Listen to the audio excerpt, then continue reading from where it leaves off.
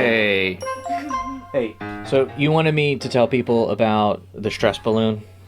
Yes. Okay. So this is Elliot. He's our oldest son, and we were talking the other day, debriefing the week. We had a really good week. We had a couple birthday parties, we went on a hike, had some friends over, did a bunch of stuff.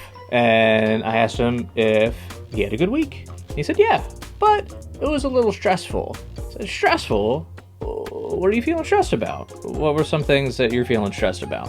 That week, there've been a lot of fighting between my brothers.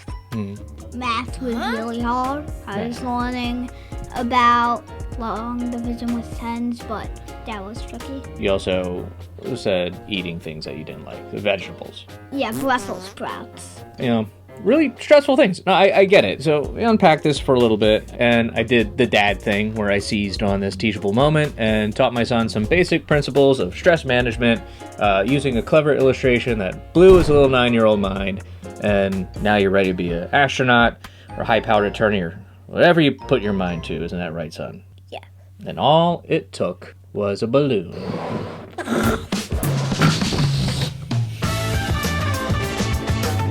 Stress is just pressure or force pushing or pulling on us. Anything that requires effort or energy is going to create some amount of stress. And we're created to deal with some amount of stress. We're kind of like balloons. We're resilient and stretchy and a little round. And a little stress, when managed well, can be good. It gives us shape. It provides the nudge we need to get stuff done. Without it, we're just sitting around all flabby like. Then you start inflating. You get a math assignment. Mom serves you broccoli. A new client request comes in. A website goes down. Tax deadline is coming up. Your car starts making weird noises.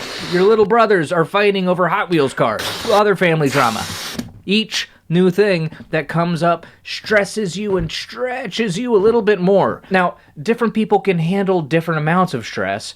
Some of us are like small water balloons, and others are like those big punchy balloons you get at the zoo. But everyone has their limit. And if you let the pressure build up too much, you get tense.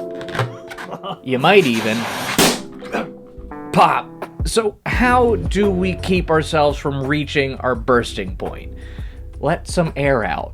Start checking things off. When a new work request comes in, take care of it. If somebody serves you broccoli, eat it. Now, Elliot, much like his old man, spends a lot of time in his head. I'm pretty sure I know how he's processing that long division worksheet. He doesn't like this. This isn't what he wants to do right now. He would much rather be reading or drawing another comic strip or anything but this. Long division takes too long, and now it's getting in the way of me being able to do what I want. So now I'm grumpy and I'm stressed. And now I'm thinking about how I'm grumpy and stressed, and if you just do it, then it would be done with. And he wouldn't have had time for the stress to snowball to the point where he's thinking about it and knocking points off his otherwise really good week. Now, you can't always and shouldn't always tackle a task as soon as it's assigned. You might have more important and urgent things in the queue, but make sure you're taking care of something, relieving pressure somewhere and not holding everything in and letting it build up. If you can't manage something on your own, give it to someone else. Ask for help or delegate it completely. And if you're really in over your head, you might need to ask for permission to let it go. I'm sorry, I've overcommitted. I'm not going to be able to get this done for you in the time frame we originally discussed. Basically, declare project bankruptcy. It's not an option you should turn to lightly, as it will likely ding your reputation and trustworthiness. But if the alternative is to end up in the hospital with stress-induced ulcers or cardiac issues, then so be it. Another way to reduce pressure in your stress balloon: prayer. Some things aren't meant for us to deal with. Perhaps you've heard the serenity prayer. God, grant me the serenity to accept the things I cannot change, the courage to change the things I can, and the wisdom to know the difference. some things are just beyond our control, and all we can do is trust God with the outcome. That's not to say that we should be apathetic about major issues, but sometimes the best thing we can do in the face of really big problems is to make sure we're taking care of the little things. Dwelling on and holding in stress doesn't get rid of it. On the contrary, it makes us feel it more deeply. And in the meantime, things will keep blowing in. Here's another email. Here's another Brussels sprout. Don't avoid dealing with the things that cause you stress. Work through them. It was honestly an impromptu illustration I came up with in the moment, but it seemed like it left an impression.